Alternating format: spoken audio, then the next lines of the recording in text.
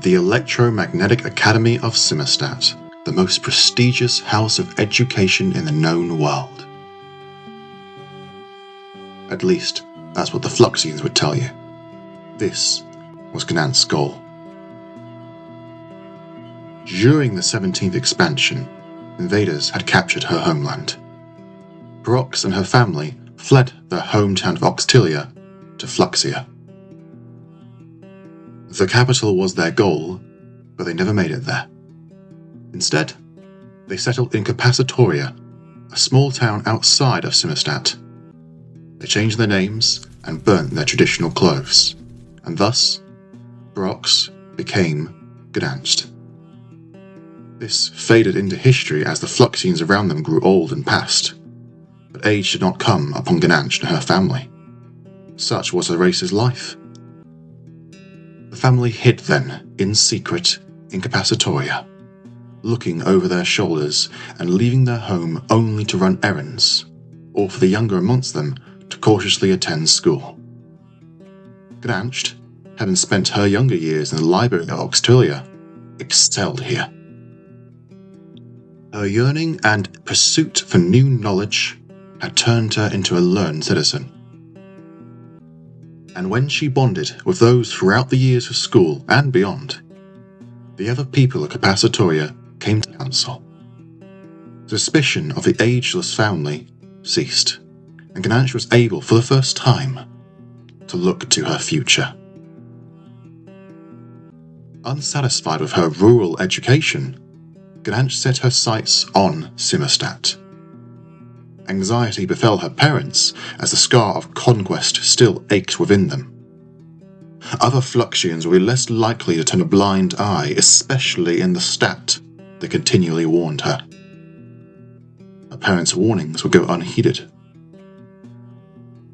Setback upon setback thrashed against Gdansk and her aspirations.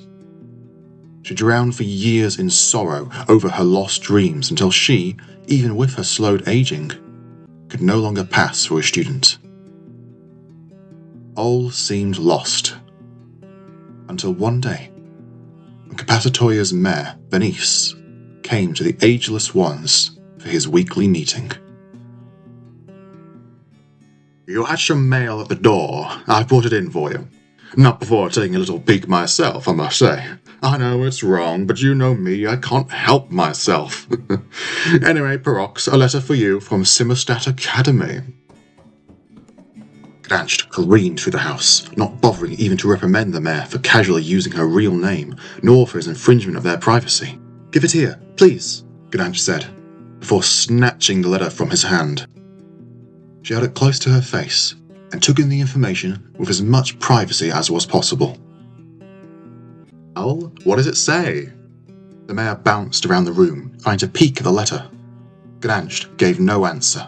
Instead, she threw the letter in the air and bolted to her room in the house. Venice caught the letter as it fluttered down and stuck his enormous nose into it, reveling in the opportunity to take in all of someone else's private information. "You just can't help yourself, can you, Venice?" came the melodic voice of Gdansk's mother, Split. Venice hid the letter behind his back, and his wide red face turned even redder. "No, Miss Cora, you've got yourself the wrong mayor. Privacy is the top priority for me." Oh, he clapped his hands to his mouth as he realized he'd used Split's old name. She laughed and muttered, "Old friend, come, we just heated the water." She beckoned him to follow her through to the biggest room in the house. "You know me, Miss Split. I can't say no to a nice brew."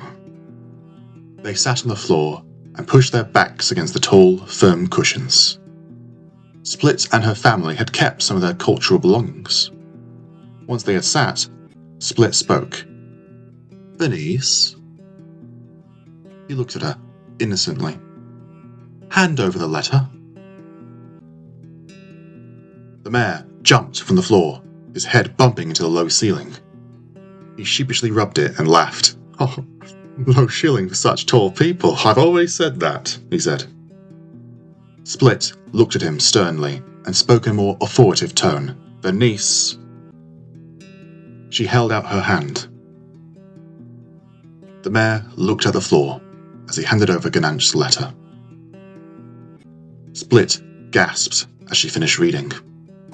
At that moment, Gdansk barreled into the room. She noticed Split holding the letter and saw the look upon her face. She spoke in reassurance. "Don't worry, Mother. My wish has come true, and I can look after myself. I'm not a young 30-year-old anymore." "No, you're not. But you've not yet hit the mature age of 60 either. It makes me wary," she responded. "I will not keep you from your aspirations, though. You are learned and are pride of our people." Split and Gdansk shared an embrace and a few mutual tears before separating. Gdansk seemed to grow taller and more robust as the truth of her departure settled in. "Well, ain't this sweet? A mother and a daughter and their mare," Venice said. All three of them laughed and exchanged pleasantries for a few minutes more before Gdansk left the room to start packing for the long journey ahead of her.